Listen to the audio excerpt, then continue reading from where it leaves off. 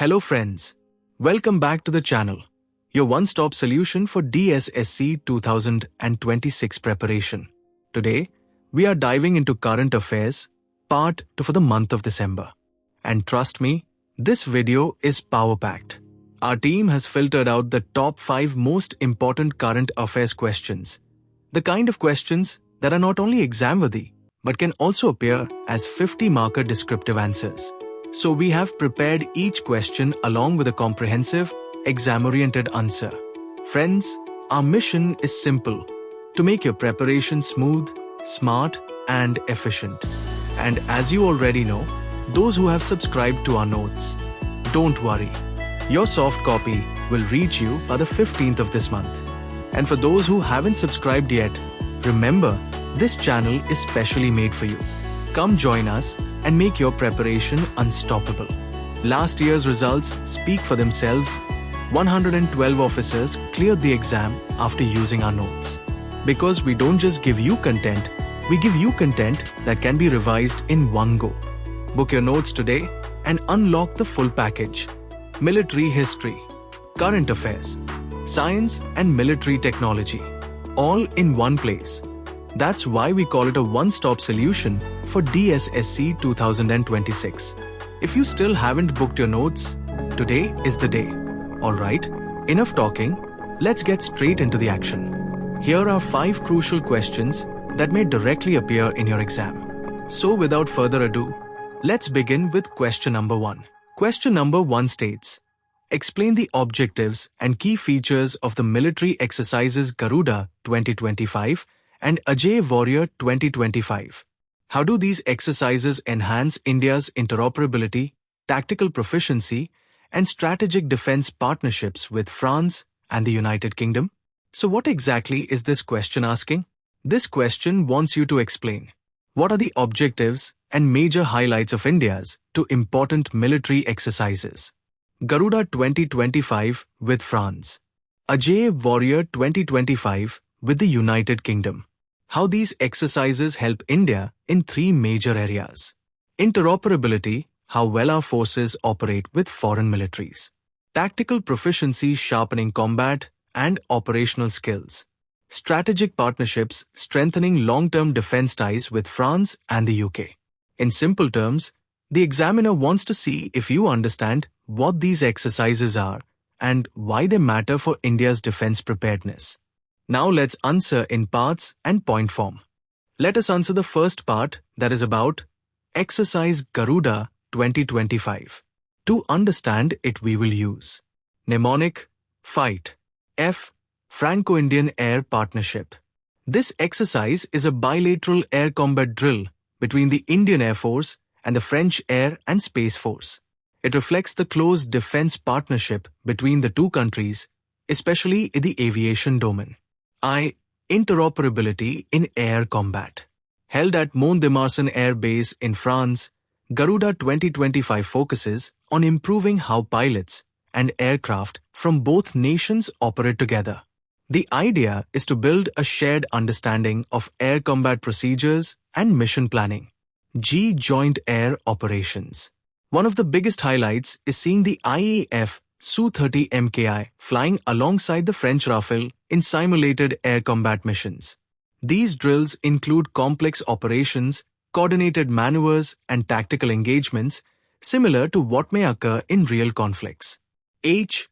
Hind Tactical Training.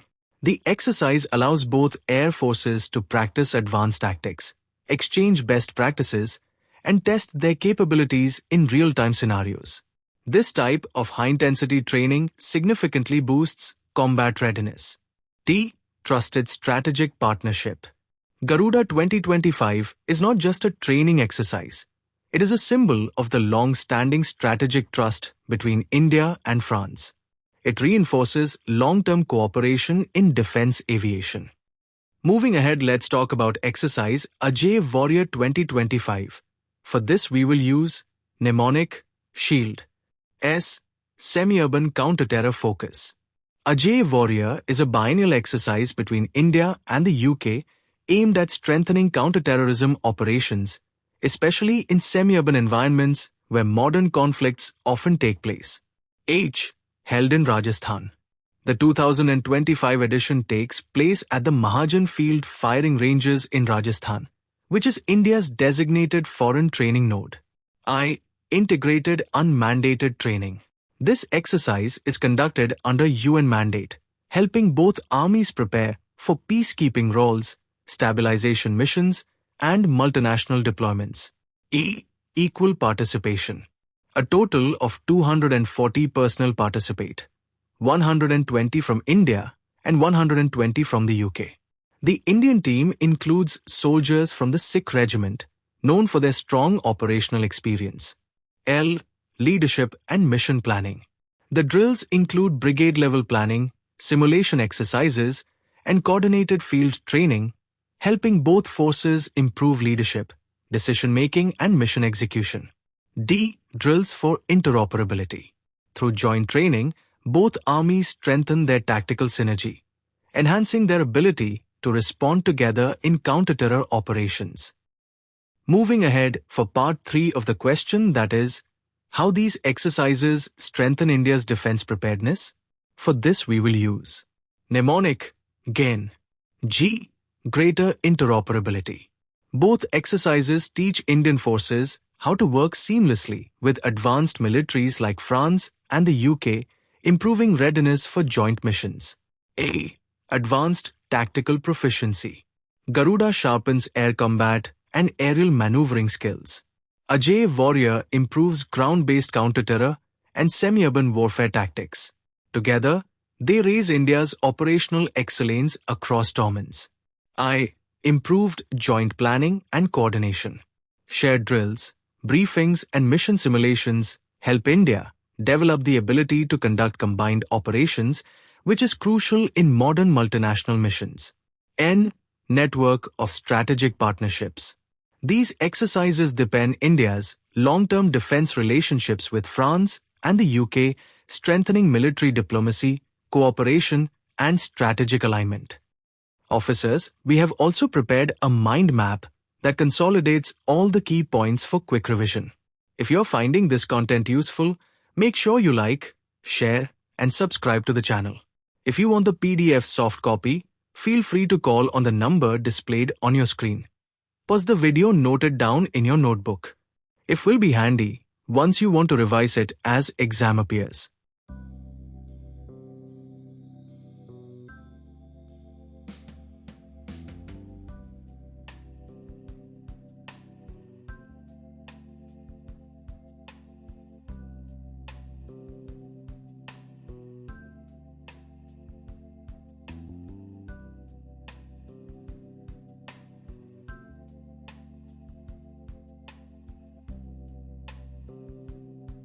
Alright friends, let's move to question number 2, which states, what is the Sentinel 6B satellite and what are its key features and scientific instruments?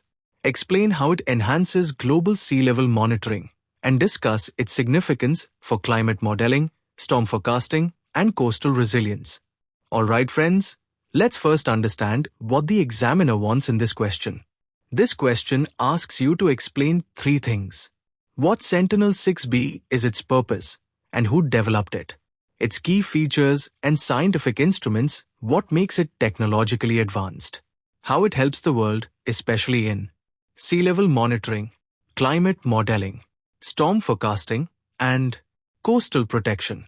In simple words, the question is about why this satellite is important for understanding our oceans and protecting our coasts.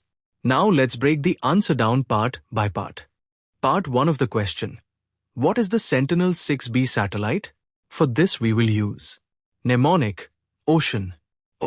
Ocean altimetry mission.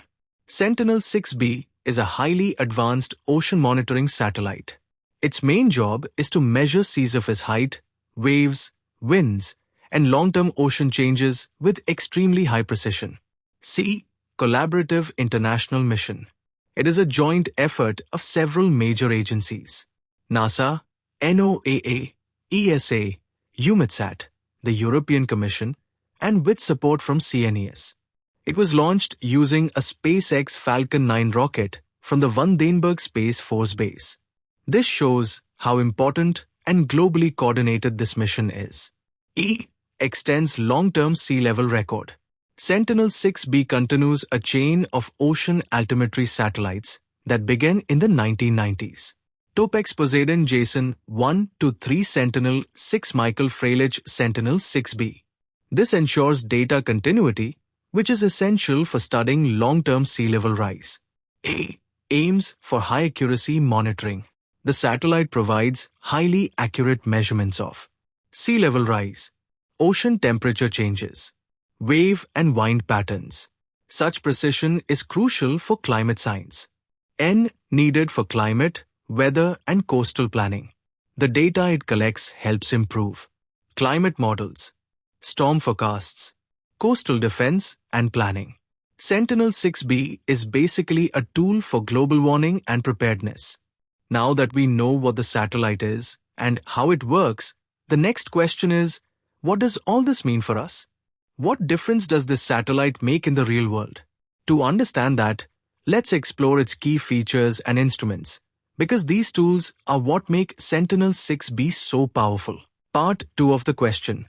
Let's look at the key features and scientific instruments. For this we will use mnemonic, height, H, high-precision radar altimeter. This tool measures sea surface height with millimeter-level accuracy. E, error correction via radiometer. The radiometer removes distortions caused by atmospheric moisture, ensuring clean, reliable data. I, integrated science suite. Sentinel-6B has 6 major instruments, together achieving sea level measurement accuracy of about 1 inch across the oceans. G, global coverage and fast orbit. It circles the Earth every 112 minutes, giving near real-time updates. H, heritage continuity. Its data blends seamlessly with older satellite missions, keeping climate records consistent. T, tracks waves, winds and ocean dynamics. This makes forecasting and maritime operations safer and more precise. So far, we've explored what the satellite is and how it works. But the real beauty of Sentinel-6B lies in what it allows humanity to do. Let's now connect all this technology to its practical impact on climate science, storm forecasting, and protecting our coasts. Let us look at Part 3. How Sentinel-6B enhances global sea level monitoring. For this we will use mnemonic, clear, C, continuous long-term data. It extends decades of sea level records, helping us detect trends linked to global warming. L, low error and high accuracy. Millimeter-level precision strengthens the world's reference sea level dataset. E, early detection of ocean changes. It detects thermal expansion, circulation changes, and increasing coastal risks early. A, advanced monitoring of waves and winds. Improves storm modeling and enhances marine safety. R, real-time insights for coastal planning. Governments can use this data to build flood defenses, design coastal infrastructure, and prepare for disaster events. All this leads us to the final part. Why does this technology matter for humanity? Let's break down its significance in the simplest possible way. Part 4. Significance for climate, weather, and coastal resilience. For this we will use mnemonic, safe, S, stronger climate modeling. The satellite sharpens our understanding of ocean warming and long-term climate patterns. A, accurate storm and cyclone forecasting. Better data on winds and waves leads to more reliable and timely storm surge predictions. F, facilitates maritime and infrastructure safety. Supports safer navigation and protects undersea cables, pipelines, and coastal installations. E, essential for adaptation and coastal resilience. Data helps plan seawalls, mangrove restoration, coastal city development, and climate adaptation strategies. Officers, our entire team has poured countless hours into making this explanation as crisp, exam-ready, and easy to recall as possible. Every mnemonic, every breakdown, every transition, it's all designed so that when you sit in that exam hall, the answers come to you naturally, effortlessly, and with absolute confidence. And to make your revision even smoother, we've prepared a beautifully structured chart so that you can revise the entire topic in one single glance, something that can save you hours during your final preparation. But remember this, preparation is not just about studying, it's about studying the right material. And that's exactly what our PDF notes give you. These aren't ordinary notes.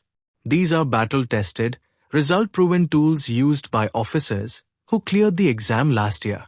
If you truly want to, study smarter, revise faster, remember better, and stay ahead of the competition. Then officers, this is the moment. Don't wait. Don't postpone. Every day you delay is a day your competitor is moving ahead. Book your PDF notes today, secure your advantage, and make your DSSC 2026 journey smoother, stronger, and more successful than ever before. We are committed to your success. Now it's your turn to take the next step. Now look at the map and note it down in your notebook. After this, we will move to question number 3.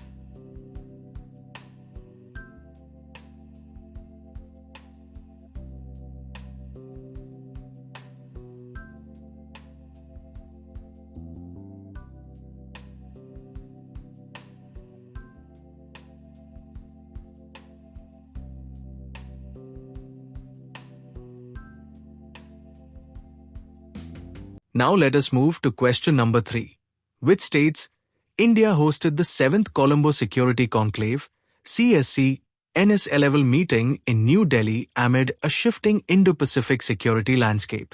Explain the evolution of the CSC from a trilateral maritime dialogue to a 6-nation regional security grouping. Discuss the key security pillars highlighted in the 2025 NSA Meet and assess how Seychelles' entry as a full member strengthens India's maritime diplomacy and regional security cooperation.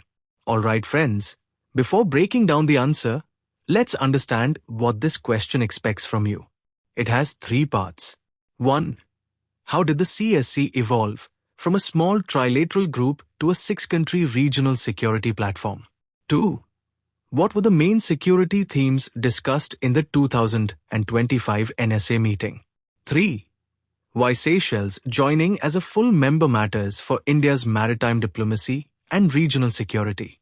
And because the evolution, pillars, and impact contain many fine details, we are again using simple, easy-to-remember mnemonics to help you recall everything smoothly in your exam. Part 1 of the question asks us about evolution of the Colombo Security Conclave. CSC, for this we will use mnemonic GROW. G. Began as a trilateral 2011. CSC started in 2011 as the India, Sri Lanka, Maldives Trilateral Maritime Dialogue, focused mainly on maritime cooperation and safety in the Indian Ocean. R. Regional expansion. Over time, more nations joined. Mauritius in 2022. Bangladesh in 2024. Seychelles in 2025. This expanded CSC from a trilateral into a 6-country regional security grouping. O. Organizational strengthening 2024.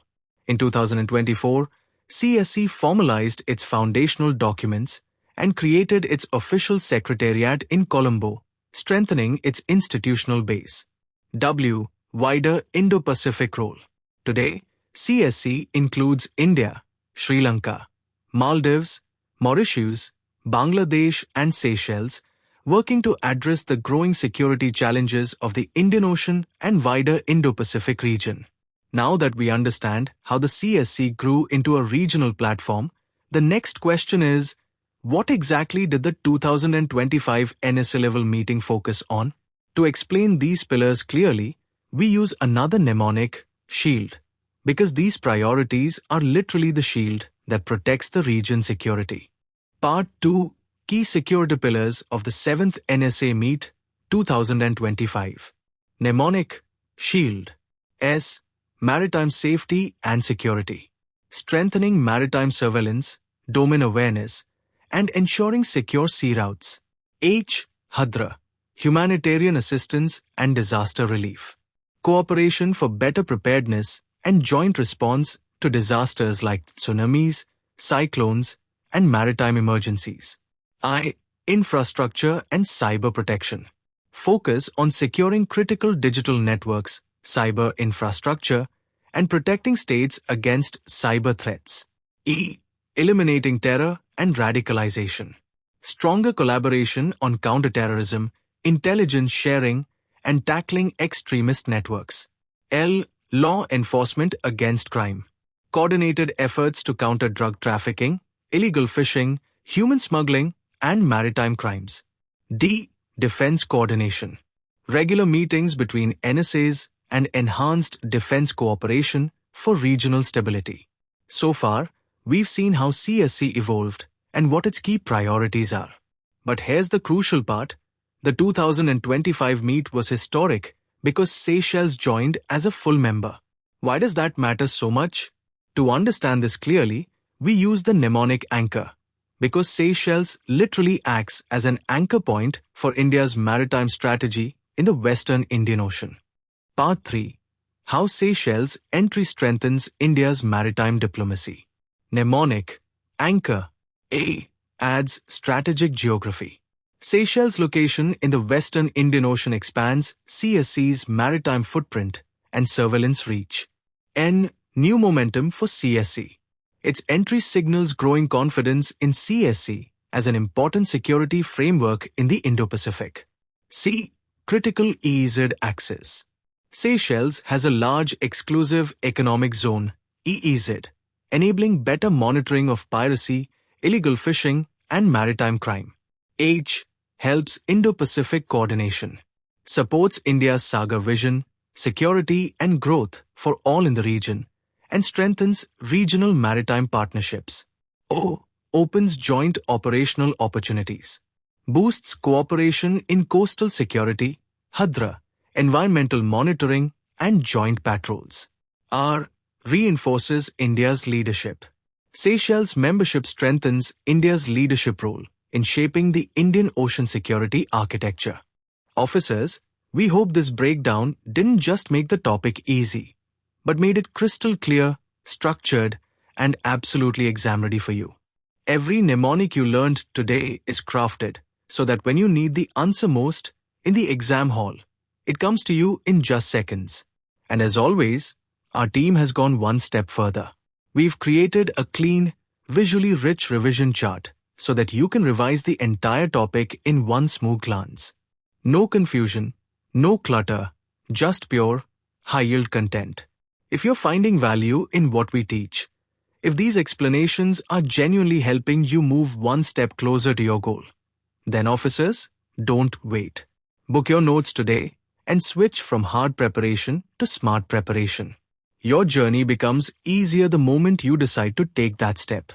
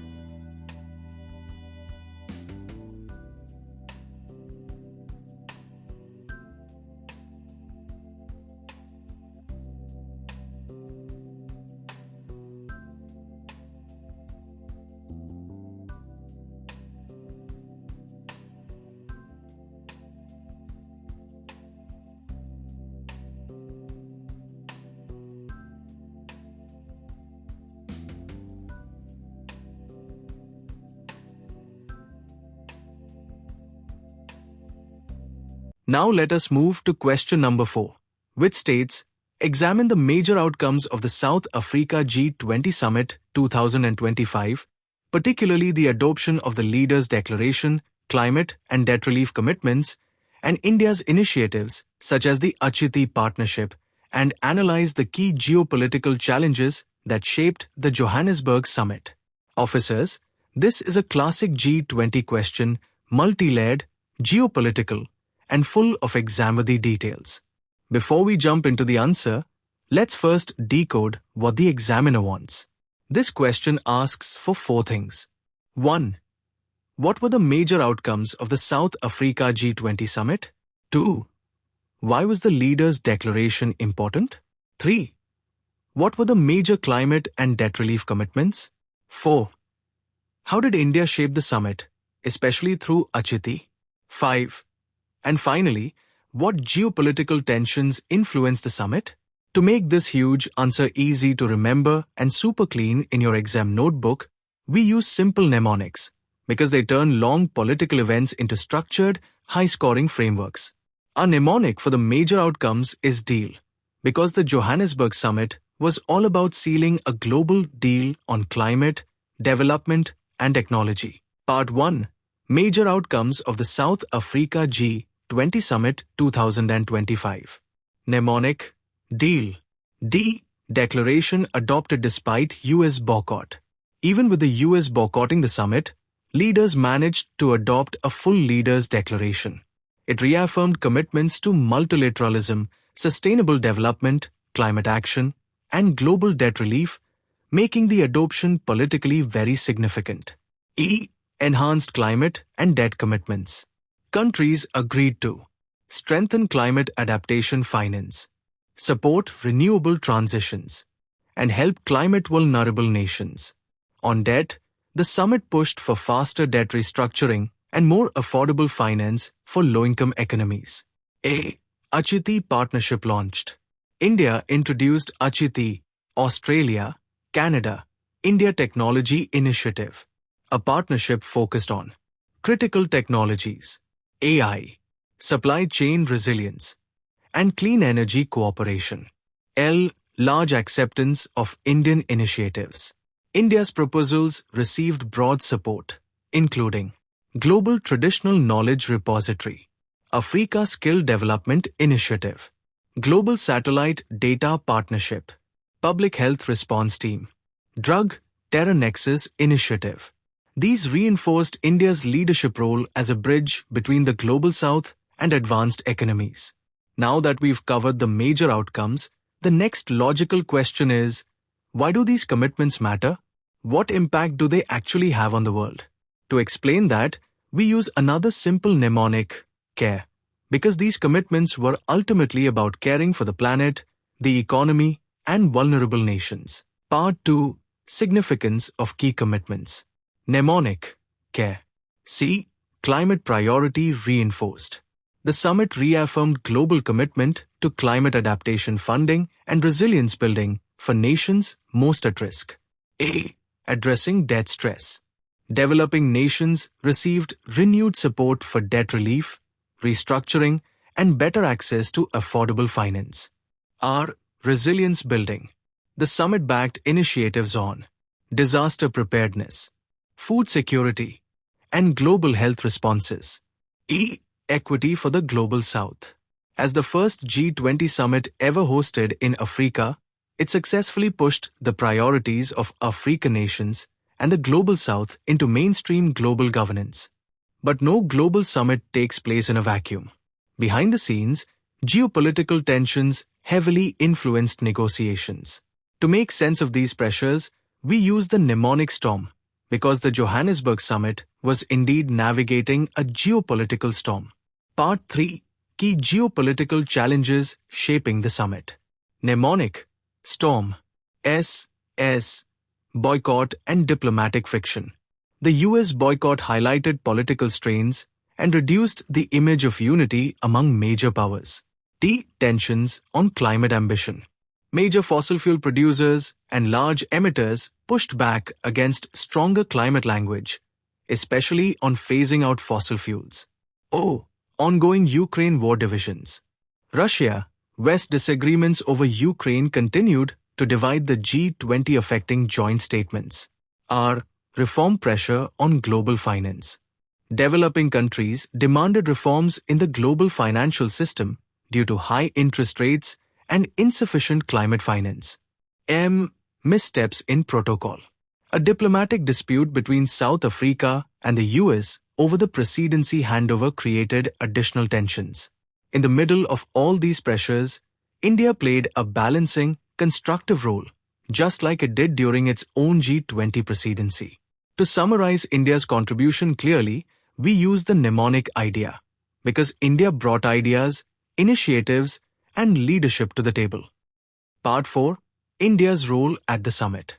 Mnemonic idea. I. Integral humanism approach. India emphasized human-centric development, inclusivity, and equitable global growth. D. Digital and tech leadership. India championed digital cooperation, launched ACITI, and pushed for collaboration in minerals, supply chains, and satellite data. E. Empowerment of the Global South. India advocated for climate finance, traditional knowledge systems, digital public goods, and Africa's skill development. A. Anti-terror measures. India proposed the Drug Terror Nexus initiative, highlighting the link between narcotics and global terrorism. Officers, as always, we've taken a complex geopolitical topic and broken it down into something simple, visual, and truly exam-ready. Our goal is not just to teach you, but to make sure you understand and retain every important point with complete clarity. To make your revision even sharper, we've prepared a clean, one-glance quick revision chart so you can revisit the entire question in just a few seconds. No stress, no confusion, just pure, high-impact recall. If this session is adding real value to your preparation, then don't forget to like, share, and subscribe. And officers, if you want to stay ahead, stay organized, and stay confident, book your notes today. Smart preparation starts the moment you take that step.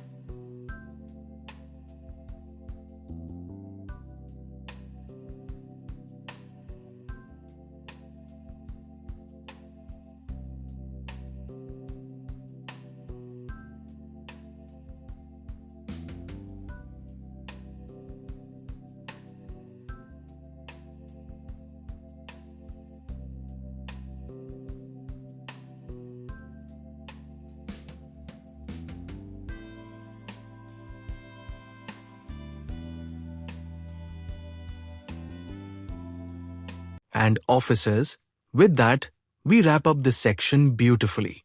Now that your understanding is solid and your notes are in place, let's move forward to the final part of today's session. Stay with us, because the last question, question 5, is extremely important and ties directly into India's defense modernization and high-altitude warfare capabilities. So without any delay, let's dive into question 5. Question 5 states, what is the Hammer precision-guided weapon system, and what are its key features? Examine the significance of the BALE-Safran joint venture for India's Make in India defense manufacturing, air power modernization, and operational readiness in high-altitude and contested warfare environments. Friends, this question is extremely important from a defense modernization and air power perspective. Before answering, let's understand what exactly is being asked. The question has three major parts. 1. What is the Hammer precision-guided weapon system? 2. What are its key features? 3. Why is the BALE-Safran joint venture so significant for Make in India, air power modernization, high-altitude and contested warfare? And since this topic is technical with several layers, we use simple mnemonics to turn this into a scoring, structured, and easy-to-recall answer. Part 1. What is the Hammer precision-guided weapon system? Mnemonic: Strike. S. Smart air-to-ground weapon. Hammer is a precision-guided, smart munition designed to destroy hardened targets, such as bunkers and shelters. T. Targeted stand-off strikes. It allows aircraft to strike from long distances without entering hostile airspace, increasing pilot safety. R. Rafale and Tejas compatible. Already integrated with the Rafale and planned for induction on the LCA Tejas Mk1A, boosting indigenous air combat capability. I. Indigenous manufacturing via JV. Thanks to the BALE-Safran joint venture, Hammer will now be produced in India, reducing import dependency. K. Kinetic power for mountains. It is optimized for high-altitude warfare, critical for Ladakh-type operational environments. E. Extended range weapon. Hammer provides a stand-off strike range of up to 70 kilometers, ideal for contested zones. Now that we know what Hammer is designed to do, the next step is understanding how it achieves this. For its features, Hammer follows a modular, flexible design. So we use another mnemonic, modern, because these features reflect a modern, adaptable weapon system. Part 2.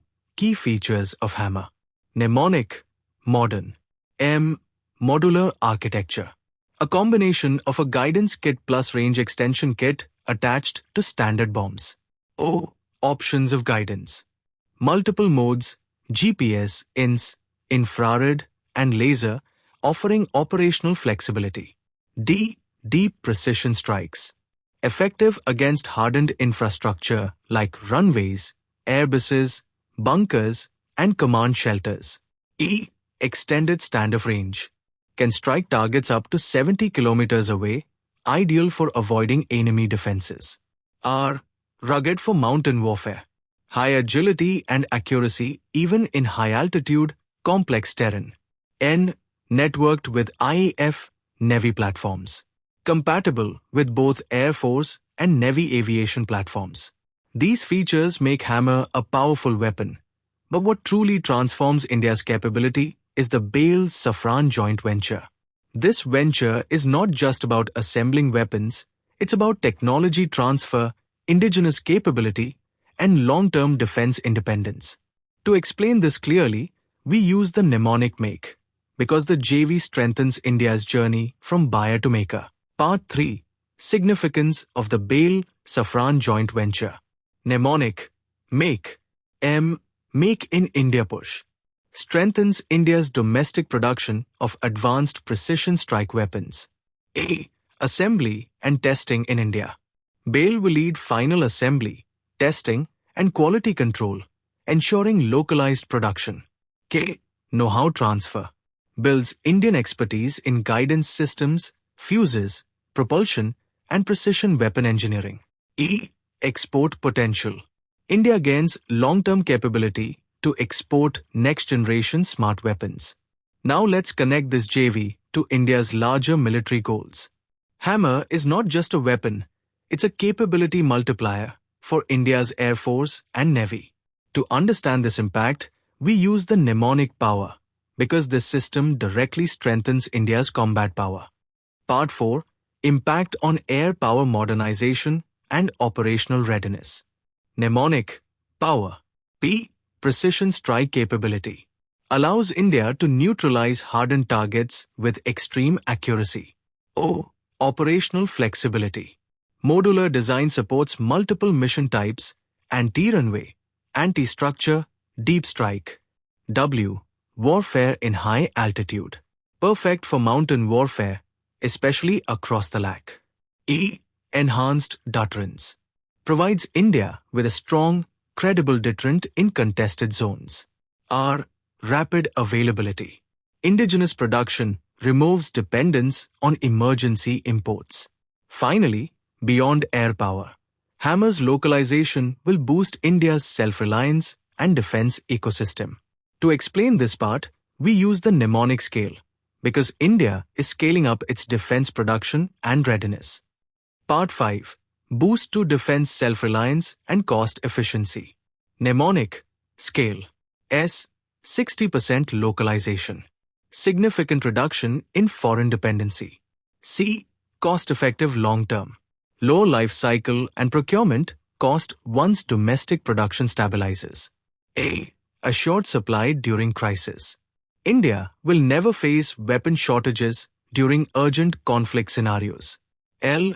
Local defense ecosystem growth. Boosts MSMEs, supply chains, and testing facilities nationwide. E. Equipment readiness. Strengthens the strike preparedness of both the IAF and Indian Navy. Officers, that brings us to the end of the top 5 current affairs questions for December Part 2. We hope this detailed explanation, supported by mnemonics, makes your preparation simpler and sharper.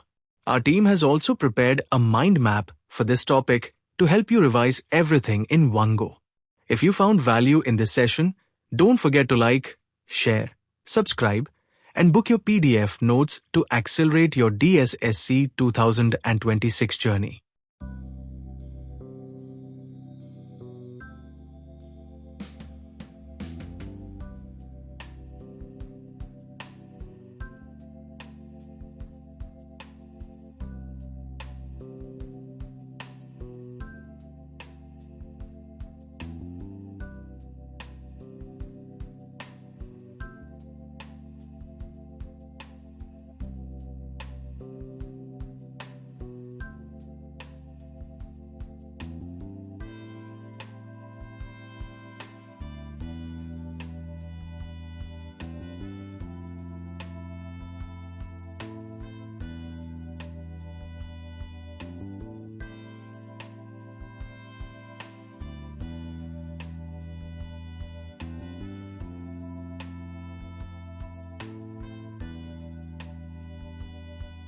Thank you, officers, for giving your time and attention to this session. If you found value in today's discussion, do like, share, and subscribe to support the channel. Your dedication inspires us to work even harder for you. Jai Hind.